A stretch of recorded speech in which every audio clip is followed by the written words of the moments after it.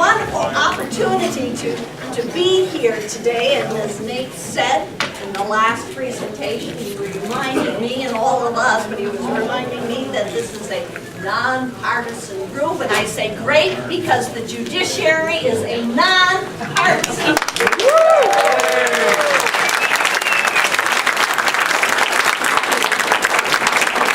Let me tell you why I'm running. I'm running because I care deeply about our system of justice and its future.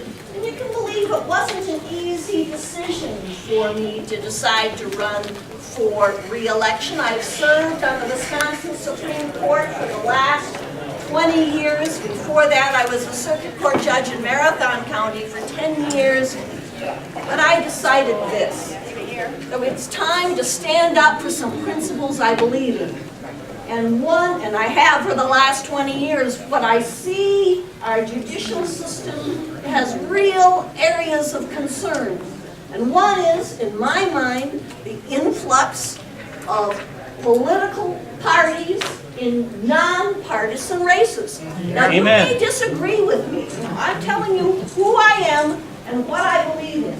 But I believe strongly that we've got to keep political parties as of the nonpartisan races. I need and want the votes of Democrats and Republicans and independents. So it is for the goal, for the vision that I have of stopping this trend of inserting political parties' agendas, whatever the party is, political party agendas in a nonpartisan judiciary. I say stop to that. The second reason I decided to run is I say stop to this out-of-state special interest money that's coming in and having an outsized influence on Wisconsin judicial races, right? Yeah.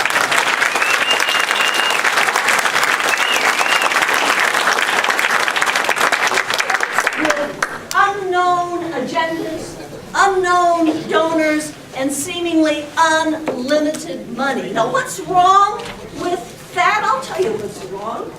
We, as the third branch of government, the judicial branch of government, we depend on the public trust and confidence of the people. That's what gives us our legitimacy.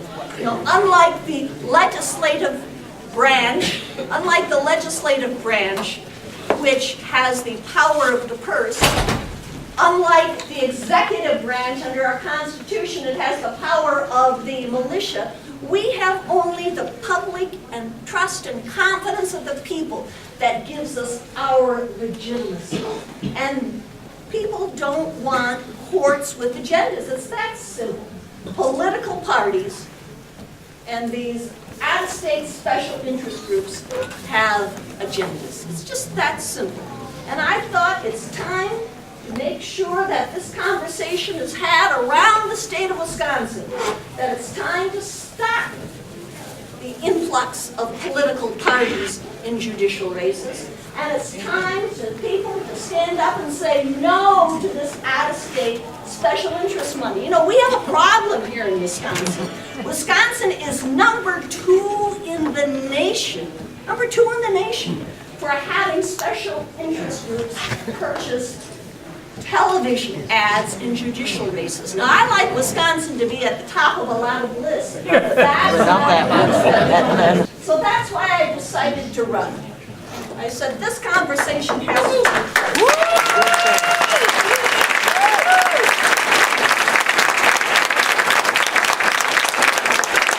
I'll tell you a little bit about myself, because the person you see here today, Ann Walsh Bradley, Justice on the Wisconsin Supreme Court, the values I have today are the same values I learned growing up in southwest Wisconsin and my hometown, Richland Center. Those are values of family, of fairness, of hard work, and service to others. Those are the values I took with me when I went to La Crosse as a high school teacher. Those are the values I took with me when I went to Wausau to practice law after I finished law school at the University of Wisconsin.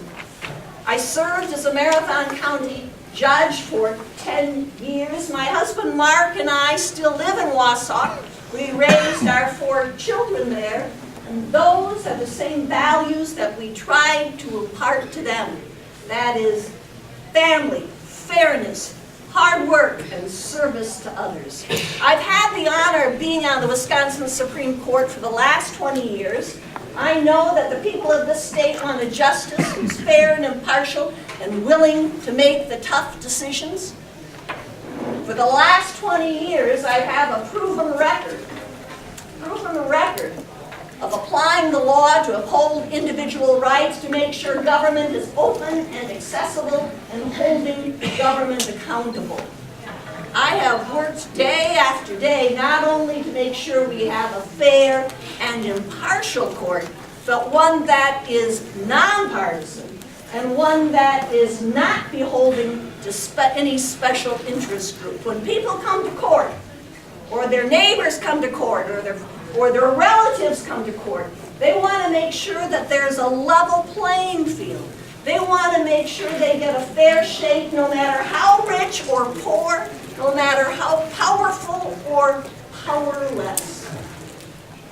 But that level playing field is not something we can take for granted. We've got to be ever vigilant. And I'm running in this race, and when I decided to run, little did I realize what the stark difference would be between my opponent and myself. Say no to the political parties being infused into nonpartisan judiciary. You know, what we do in Wisconsin, what has been our tradition, is to have strong bipartisan support.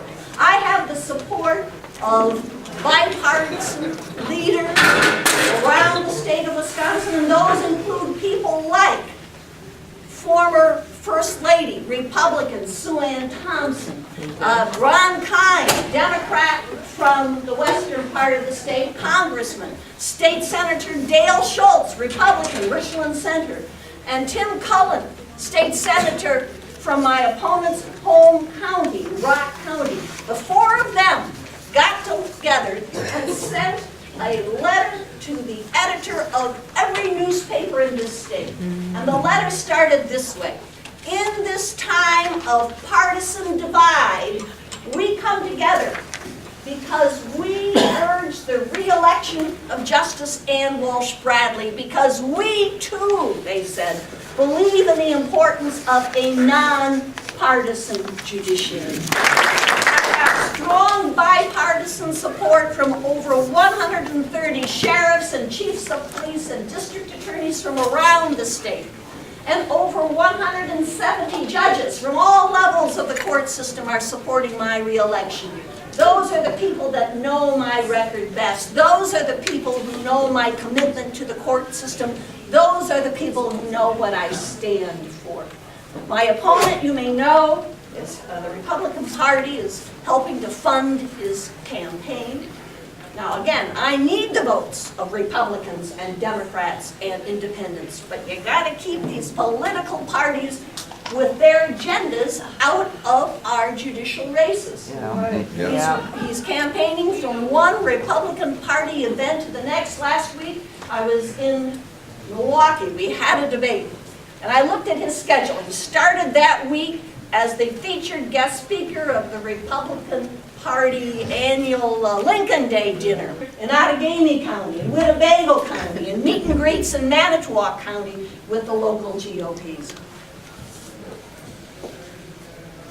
2 weeks ago, he started a television ad taking me to task for not being supportive of the political party agenda coming out of Madison.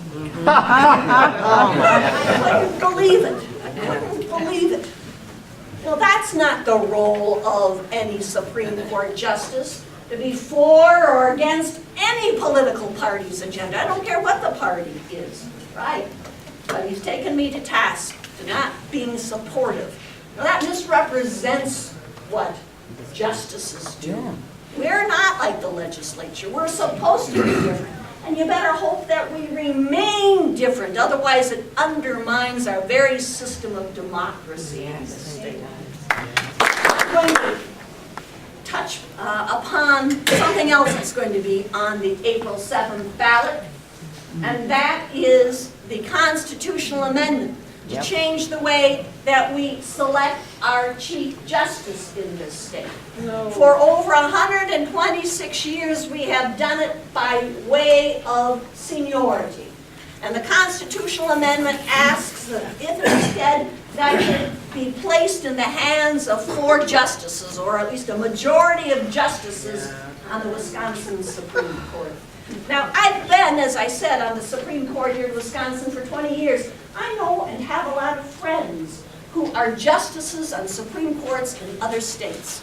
And I think there are different methods for selecting your Chief Justice, and which method is the best for the state of Wisconsin perhaps can be subject to discussion and might even be debatable. Might even be debatable.